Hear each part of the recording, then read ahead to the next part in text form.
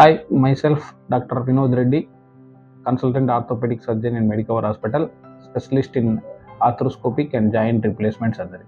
ఈరోజు నేను మీకు ఏసీఎల్ ఇంజురీ, మోకాల్లో ఉన్న ఏసీఎల్ ఇంజురీ గురించి ఎక్స్ప్లెయిన్ చేయబోతున్నాను. సో మనకు మోకాల్లో మామూలుగా 4 పెద్ద నరాలు, 2 మెనిస్కస్ అంటాము. సో మొత్తం ఒక 6 నరాలు ఉంటాయి. వాటి గురించి కూడా ఎక్స్ప్లెయిన్ చేస్తాను. సో ఇది మామూలుగా bone model, knee joint. So పైన ఎముకని మనం ఫీమర్ అంటాము, కింద 2 ఎముకలు ఉంటాయి, ఒకటి టిబియా, ఇంకోటి ఫిబులా.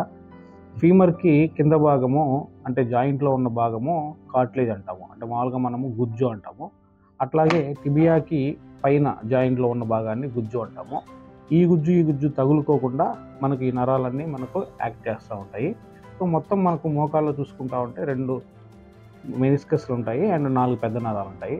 సో వాటి గురించి కూడా ఎక్స్ప్లెయిన్ చేయబోతున్నాను. 4 పెద్ద నరాల్లో సైడ్ 2 నరాలు ఉంటాయి, మెయిన్ ఎల్సిఎల్, ఎంసిఎల్ అంటాము. ఈ 2 ఏంటంటే మనకు సైడ్ ఐ స్టెబిలిటీ ఇస్తాయి, అంటే కాలు ఇట్లా పక్కకి పోకుండా చూసుకుంటాయి. సో సపోజ్ ఇది ఎల్సిఎల్, ఇది కట్ అయిపోయింది అనుకోండి, కాలు ఇట్లా పక్కకి వెళ్ళిపోద్ది.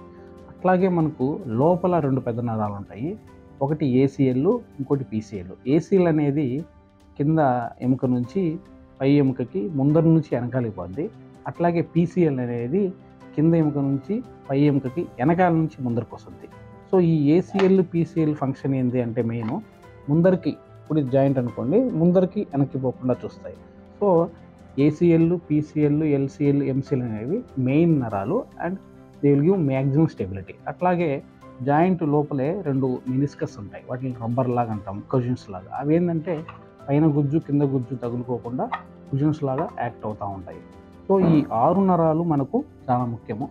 ఈ 6 నరాలు మనకు కరెక్ట్గా అన్నీ బాగుంటేనే మనం బాగా నడవగలుగుతాము, పరిగెత్తగలుగుతాము, జంపింగ్ చేయగలుగుతాము, అట్లాగే కాన్ఫిడెంట్గా నడవగలుగుతాము. వీటిలో ఏది ఒకటైనా సరే ప్రాబ్లం ఉన్నా కానీ సంథింగ్ మన జాయింట్లో పెయిన్ కానీ లేకపోతే ఇన్స్టెబిలిటీ కానీ వస్తాయి.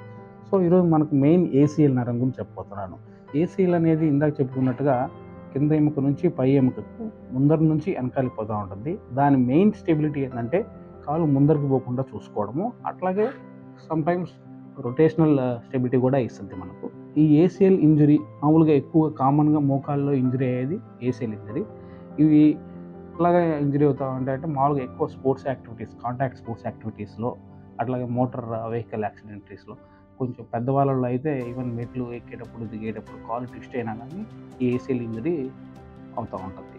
సో మామూలుగా క్లినికల్గా ఏంటంటే ఫ్రెష్గా ఇంజురీ అయ్యి ఏదన్నా కాలు నొప్పి వచ్చినప్పుడు ఏంటంటే ఎక్కువ కాలు వాపు రావడం, పెయిన్ రావడం ఉంటుంది ఇమీడియట్ ఇంజరీ అయినప్పుడు. సో ఇమీడియట్ ఇంజరీ అయినప్పుడు మనము క్లినికల్గా అంతగా మనం ఇన్స్టెబిలిటీ ఉండదు. సో ఒక ఇంజురీ అయిన ఒక 1 వీక్ 2 వీక్స్ తర్వాత వాపు తగ్గినప్పుడు మనకు పేషెంట్ ఎక్కువగా కాలు కుంగిపోవడము, స్లిప్ అయిపోవడము అనే కంప్లైంట్తో వస్తూ ఉంటారు. సో ఏసీఎల్ ఇంజురీ వల్ల మెయిన్ కాలు పక్కకి వెళ్ళిపోవడము, పెయిన్ రావడం ఇట్లా జరుగుతూ ఉంటుంది.